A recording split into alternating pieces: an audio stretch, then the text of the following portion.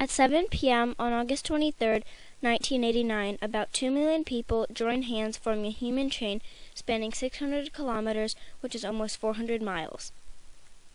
The inhabitants of the Baltic states, Latvia, Lithuania, and Estonia, joined hands in a peaceful protest demanding restoration of their independence.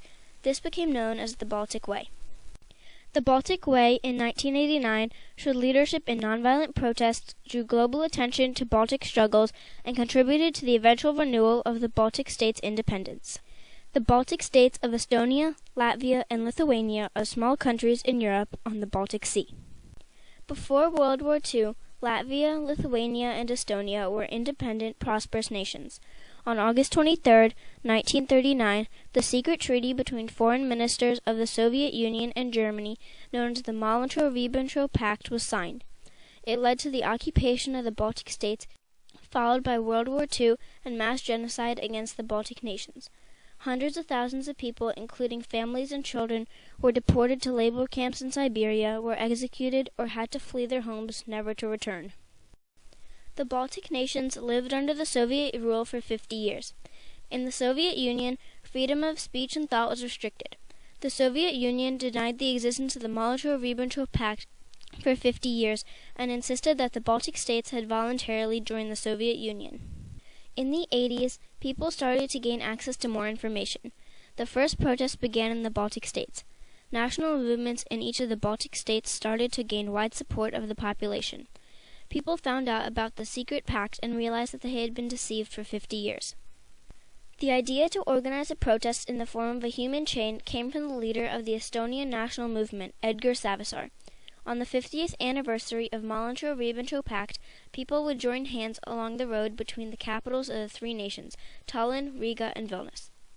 Because the Kremlin had started to paint the people of the Baltics as terrorists and extremists, the goal for organizers was to show the world that the Baltic people are peaceful nations and all they wanted was freedom.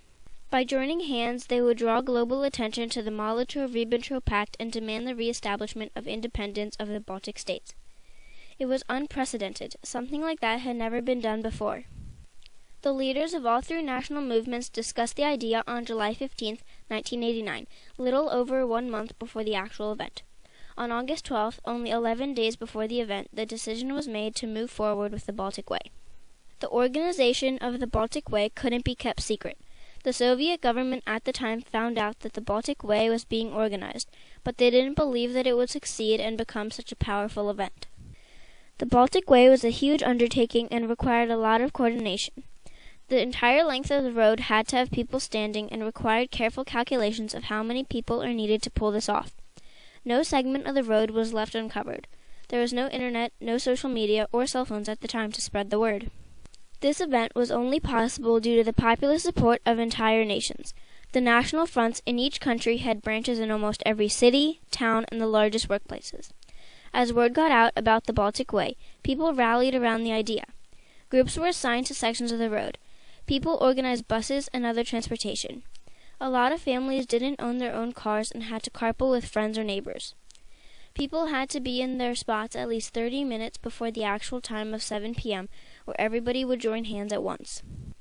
The result was more significant than anyone expected.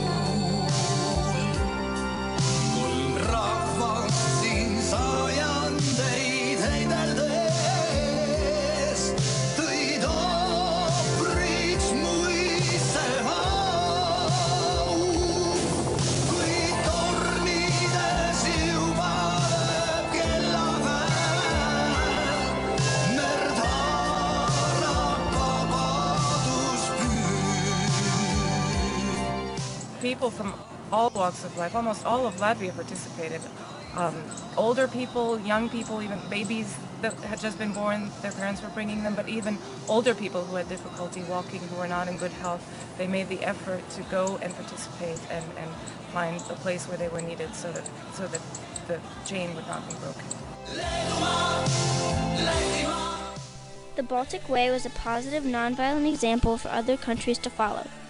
During the Baltic Way, people carried national flags and sang national songs that had been forbidden for 50 years. People realized that they could be prosecuted for this, yet they knew they couldn't stand up to the mighty army of the Soviet Union, and their only option was solidarity and a peaceful protest. People participating in the Baltic Way held candles tied with a black ribbon because it was the 50th anniversary of the secret Molotov-Ribbentrop Pact, and the black ribbon represented sorrow.